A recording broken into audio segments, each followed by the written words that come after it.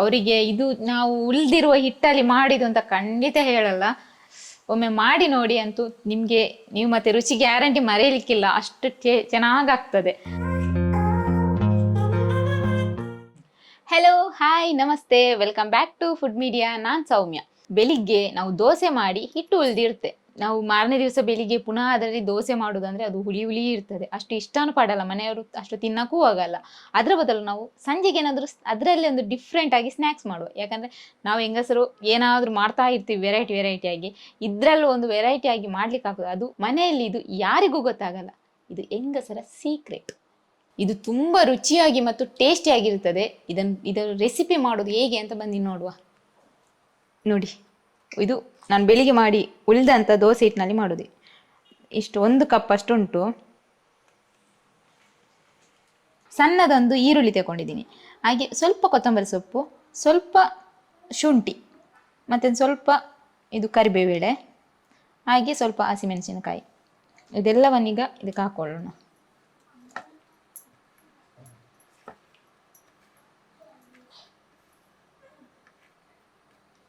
ಎರಡು table spoon ಅಷ್ಟು ಕಡಲೆ ಹಿಟ್ಟು, ಹಾಗೆ 2 ಟೇಬಲ್ ಸ್ಪೂನ್ ಅಷ್ಟು ರವೆ, ಚಿರೋಟಿ ರವೆ ಅಂತ ನೋಡಿ, ಅಥವಾ ಬಾಂಬೆ ರವೆ ಅಂತಲೂ ಹೇಳ್ತಾರೆ. ಇದನ್ನು ಮಿಕ್ಸ್ ಮಾಡ್ಕೊಳ್ಳೋಣ. ಈಗ ಇದಕ್ಕೇನೆ ಹಾಕೊಳ್ಳೋಣ. ಉಪ್ಪು ತಗೊಂಡಿದ್ದೀನಿ, ಸ್ವಲ್ಪ ತಗೊಂಡಿದ್ದೀನಿ. ಯಾಕೆಂದರೆ ಹಿಟ್ಟಲ್ಲಿ ಫಸ್ಟಿಗೆ ನಾವು ಹಾಕಿರ್ತೀವಿ, ಅದಕ್ಕೋಸ್ಕರ. ಮತ್ತು ನಾವು ಕಡಲೆ ಹಿಟ್ಟು ಮತ್ತು ರವೆ ಹಾಕಿರ್ತೀವಲ್ಲ, ಅದಕ್ಕೋಸ್ಕರ ಸ್ವಲ್ಪ ಹಾಕೊಳ್ಳೋಣ. ಮತ್ತು ನೋಡಿಕೊಂಡು ಹಾಕ್ಕೊಳ್ಳಿ. ಈಗ ಇದನ್ನು ಮಿಕ್ಸ್ ಮಾಡ್ಕೊಳ್ಳೋಣ. ನಿಮಗೆ ಕೈಯಲ್ಲಿ ಇಲ್ಲ ಸ್ಪೂನಲ್ಲಿ ಆದರೆ ಸ್ಪೂನಲ್ಲಿ ಸಹ ಮಿಕ್ಸ್ ಮಾಡ್ಕೋಬೋದು. ನಾನು ಕೈಯಲ್ಲೇ ಮಾಡ್ಕೋದೆ, ಯಾಕಂದ್ರೆ ನನಗೆ ಕೈಯಲ್ಲೇ ಕಂಫರ್ಟ್.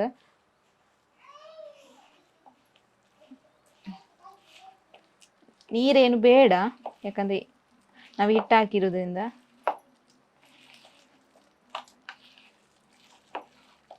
ಮತ್ತು ಯಾವುದೇ ಸೋಡಾ ಏನು ಹಾಕ್ಲಿಕ್ಕೆ ಹೋಗಬೇಡಿ, ಯಾಕಂದರೆ ಇದು ಹುಳಿ ಬಂದಿರುತ್ತಲ್ವಾ, ಅದರಿಂದ ಸಾಕು ನಮಗೆ ಅದೇ. ಸೋಡಾ ಹುಡಿ ಹಾಕಿದರೆ ಅಷ್ಟು ನಮಗೂ ಒಳ್ಳೆಯದಲ್ಲ. ಒಮ್ಮೆಲೆ ಏನಾದರೂ ಇದು ನೀರಾಯಿತು ಅಂತ ಎನಿಸಿದರೆ ನಿಮಗೆ ಹೀಗೆ ಕಲಿಸುವಾಗ ಹಾಗೇನೆ ಬಿಡಿ. ಯಾಕಂದ್ರೆ ಇದೊಂದು 1/4 ಗಂಟೆ ರೆಸ್ಟಿಗೆ ಇಡೋಣ. ಯಾಕಂದರೆ ಅದು ನಮ್ಮದು ರವೆ ಹಾಕಿರ್ತೀವಿ ನೋಡಿ, ಅದು ಸ್ವಲ್ಪ ನೀರನ್ನೆಲ್ಲ ಹೀರ್ಕೊಳ್ಳುತ್ತೆ. ಆಮೇಲೆ ಪುನಃ ನಿಮಗೆ ನೀರು ಕಡಿಮೆ ಆಯಿತು, ಹೀಗೆ ತೆಗೆದು ಹಾಕ್ಲಿಕ್ಕೆ ಆಗೋದಿಲ್ಲ ಅಂತ ಆದರೆ ನೀರು ಹಾಕ್ಕೊಂಡ್ರೆ ಆಯಿತು. ಅದು ಮತ್ತೆ ನಾನು ತೋರಿಸ್ತೀನಿ. ಇಲ್ಲ ನಿಮ್ಮ ಹತ್ರ ಹಿಟ್ಟು ಜಾಸ್ತಿ ಇದೆ, ಇದು ಸ್ವಲ್ಪ ಕಡಿಮೆ ಆಯಿತು ಅಂದರೆ ಕಡಲೆ ಹಿಟ್ಟು ಸ್ವಲ್ಪ ಜಾಸ್ತಿ ಹಾಕಿ, ರವೆಯನ್ನು ಸ್ವಲ್ಪ ಜಾಸ್ತಿ ಹಾಕಿ, ಚೆನ್ನಾಗಾಗ್ತದೆ. ಇದು ನಾವು 3 ಮಂದಿಗೆ ಮಾಡ್ತಾ ಇರುವುದು. ನಾನು ಒಂದಿಷ್ಟು ಜೀರಿಗೆ ತಗೊಂಡಿದ್ದೀನಿ, ಇದು ಆಪ್ಷನಲ್, ಬೇಕಿದ್ದರೆ ಮಾತ್ರ ಹಾಕ್ಕೊಳ್ಳಿ, ನಿಮಗೆ ಬೇಡ ಅಂತಿದ್ರೆ ಸ್ಕಿಪ್ ಮಾಡಿ. ಒಮ್ಮೆ ಇದನ್ನು ಚೆನ್ನಾಗಿ ಮಿಕ್ಸ್ ಮಾಡ್ಕೊಳ್ಳೋಣ. ನಾನೀಗ ಸ್ಪೂನಲ್ಲಿ ಮಿಕ್ಸ್ ಮಾಡ್ತಾ ಇದ್ದೀನಿ. ನೋಡಿ, ಈಗ ಗಟ್ಟಿಯಾಗಿದೆ. ಇಷ್ಟು ಗಟ್ಟಿಯಾಗಿದೆ, ನಮಗೆ ಇದು ಸಾಕಿಷ್ಟು. ಜೀರಿಗೆ ಹಾಕಿ ಒಮ್ಮೆ ಚೆನ್ನಾಗಿ ಮಿಕ್ಸ್ ಮಾಡಿ, ಹಾಗೆ ನಾವೀಗ ಎಣ್ಣೆನ ಬಿಸಿ ಮಾಡಲಿಕ್ಕೆ ಇಟ್ಟಿದ್ದೀನಿ. ನೀವು ಸ್ಪೂನಲ್ಲೇ ಎಣ್ಣೆಗೆ ಹಾಕೋದಾದರೆ ಸ್ಪೂನಲ್ಲೇ ಹಾಕಿ, ಇಲ್ಲ ಕೈಯಲ್ಲೇ ಆದರೆ ಸ್ವಲ್ಪ ನೀರು ಪಸೆ ಈ ಥರ ಮಾಡಿ. ನಿಮಗೆ ಯಾವ ಶೇಪ್ ಬೇಕು, ಈ ಥರ ಉಂಡೆ ಮಾಡಿ ಹಾಕೋದಾದರೆ ಈ ಥರ ಮಾಡಿ ಹಾಕಿ, ಇಲ್ಲ ಈ ಥರ ಬೇಕಂದರೆ ಈ ಥರ ಹಾಕಿ. ಸ್ವಲ್ಪ ಹಾಕಿ ನೋಡ್ತೀನಿ ಫಸ್ಟ್, ಎಣ್ಣೆ ಕಾದಿದೆ ಅಂತ. ಕಾದಿದೆ.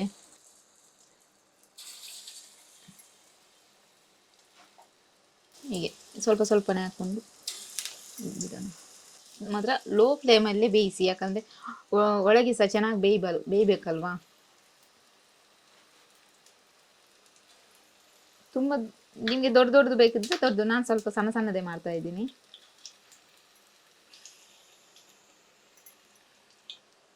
ಸ್ವಲ್ಪ ಕೆಳಗಡೆದು ಇಷ್ಟು ಕಲರ್ ಬಂದಾಗ ತಿರುಗಿಸಿ ಹಾಕೊಳ್ಳಿ.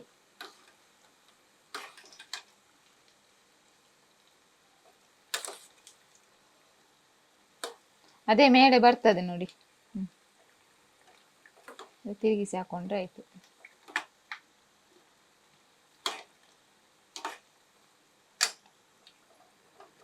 ಈಗೆಲ್ಲ ಬಬಲ್ಸ್ ಸ್ವಲ್ಪ ಬೇಯ್ತಾ ಬಂದಿದೆ, ಸ್ವಲ್ಪ ಕಡಿಮೆ ಆಯಿತು ನೋಡಿ. ಇಷ್ಟು ಫ್ರೈ ಆದರೆ ಸಾಕು ನೋಡಿ.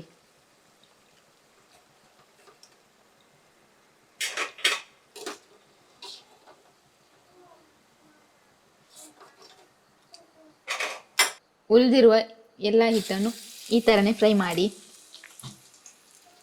ಮತ್ತು ಜೋರಿಟ್ಟು ಮಾತ್ರ ಫ್ರೈ ಮಾಡಲಿಕ್ಕೆ ಹೋಗಬೇಡಿ, ಯಾವಾಗಲೂ ಲೋ ಫ್ಲೇಮಲ್ಲೇ ಫ್ರೈ ಮಾಡಿ.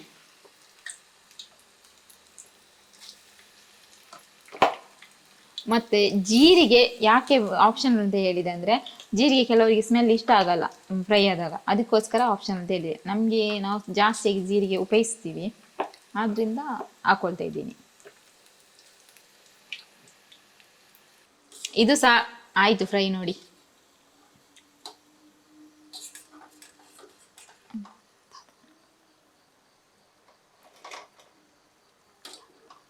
ಫ್ರೆಂಡ್ಸ್, ನಾವು ದೋಸೆ ಹಿಟ್ಟಲ್ಲಿ ಮಾತ್ರ ಅಲ್ಲ, ಇಡ್ಲಿ ಹಿಟ್ಟಲ್ಲೂ ಸಹ ಮಾಡ್ಬೋದು, ಅದು ಸಹ ಟೇಸ್ಟಿ ಆಗಿರ್ತದೆ. ಅದು ಮತ್ತು ನಾವು ಇದಾದರೆ ಸ್ವಲ್ಪ ನುಣ್ಣಗೆ ರುಬ್ಬಿರ್ತೀವಲ್ಲ ದೋಸೆಗೆ, ಆದರೆ ಇಡ್ಲಿಗೆ ಅದು ಸ್ವಲ್ಪ ತರಿಯಾಗಿ ರುಬ್ಬಿರ್ತೀವಿ, ಅದರಲ್ಲೂ ಸಹ ಸೂಪರಾಗಿ ಆಗ್ತದೆ. ಮತ್ತು ಇಡ್ಲಿ ಉಳಿದ್ರೆ ಸಹ ಹಾಗೆ ವೇಸ್ಟ್ ಮಾಡಬೇಡಿ, ಅದರಲ್ಲೂ ಸಹ ತಿಂಡಿ ಮಾಡ್ಬೋದು. ಏನಾದರೂ ಸ್ನ್ಯಾಕ್ಸಿಗೆ ಇಲ್ಲಾಂದರೆ ಬೆಳಿಗ್ಗೆನೇ ತಿಂಡಿ ಸಹ ಮಾಡ್ಬೋದು. ಆದರೆ ನಿಮ್ಗೆ ಏನಾದರೂ ಬೇಕು ಅಂತ ಇದ್ದರೆ ನನಗೆ ಕಮೆಂಟಲ್ಲಿ ತಿಳಿಸಿ, ಖಂಡಿತ ರೆಸಿಪಿ ಮಾಡಿ ಹಾಕ್ತೀವಿ.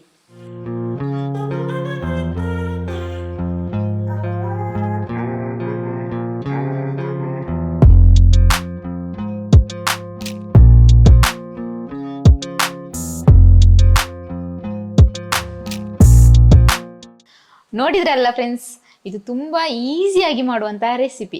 ಇದಕ್ಕೆ ತೆಂಗಿನಕಾಯಿ ಗಟ್ಟಿ ಚಟ್ನಿ ಇದ್ದರೆ ತುಂಬ ಸೂಪರಾಗಿ ಅಂತೂ ಆಗ್ತದೆ. ನೀವು ಮನೆಯವರಿಗೆ ತೆಂಗಿನಕಾಯಿ ಚಟ್ನಿ ಜೊತೆ ಕೊಟ್ಟರೆ ಅವರಿಗೆ ಇದು ನಾವು ಉಳಿದಿರುವ ಹಿಟ್ಟಲ್ಲಿ ಮಾಡಿದ್ದು ಅಂತ ಖಂಡಿತ ಹೇಳಲ್ಲ. ಇದು ಏನು ವೆರೈಟಿ ಆಗಿ ಬೇರೆಯೇ ಸ್ಪೆಷಲ್ ಅಂದು ತಿನ್ನಲಿಕ್ಕೆ ಒಂಥರ ಟೇಸ್ಟಿಯಾಗಿರ್ತದೆ. ರವೆ ಸಿಗ್ತದೆ, ಗಟ್ಟಿ ಇರ್ತದೆ, ಒಳಗಿಂದ ಸ್ಮೂತ್ ಇರ್ತದೆ. ಒಮ್ಮೆ ಮಾಡಿ ನೋಡಿ, ಅಂತೂ ನಿಮಗೆ ನೀವು ಮತ್ತೆ ರುಚಿ ಗ್ಯಾರಂಟಿ ಮರೆಯಲಿಕ್ಕಿಲ್ಲ, ಅಷ್ಟು ಚೆನ್ನಾಗಾಗ್ತದೆ. ಒಮ್ಮೆ ಟ್ರೈ ಮಾಡಿ ಮಾತ್ರ ರೆಸಿಪಿನ, ತುಂಬ ಈಸಿ ಉಂಟು, ಏನು ಕಷ್ಟ ಇಲ್ಲ. ನಾವು ಮನೆಯಲ್ಲಿ ಇರುವಂಥ ಸಾಮಗ್ರಿನೇ ಉಪಯೋಗಿಸಿ ಮಾಡಿ. ಕೊತ್ತಂಬರಿ ಸೊಪ್ಪು ಇಲ್ಲ ಅಂತ ಇದ್ದರೆ ಪರವಾಗಿಲ್ಲ, ಸ್ಕಿಪ್ ಮಾಡಿ, ಯಾಕಂದರೆ ಕೆಲವೊಮ್ಮೆ ನಾವು ತಂದಿಡಲ್ಲ. ಇದು ಮನೆಯಲ್ಲಿ ಇದ್ದದ್ರಲ್ಲೇ ಮಾಡಿ, ತುಂಬ ಚೆನ್ನಾಗಾಗ್ತದೆ. ಓಕೆ ಫ್ರೆಂಡ್ಸ್, ಈ ರೆಸಿಪಿ ನಿಮಗೆ ಇಷ್ಟ ಆಗಿದ್ದಲ್ಲಿ ಒಂದು ಲೈಕ್ ಕೊಡಿ, ಹಾಗೆ ನಿಮ್ಮ ಫ್ಯಾಮಿಲಿ ಫ್ರೆಂಡ್ಸಿಗೆ ಶೇರ್ ಮಾಡಿ. ನೀವೆಷ್ಟು ಶೇರ್ ಮಾಡ್ತೀರೋ ಅಷ್ಟು ನಮಗೆ ನೀವು ಪ್ರೀತಿ ಪ್ರೋತ್ಸಾಹ ಕೊಟ್ಟ ಹಾಗೆ. ನಾವಿನ್ನು ಮುಂದಿನ ವಿಡಿಯೋದಲ್ಲಿ ಸಿಗ್ತೀನಿ. ಅಲ್ಲಿವರೆಗೂ ಟೇಕ್ ಕೇರ್, ಬಾಯ್.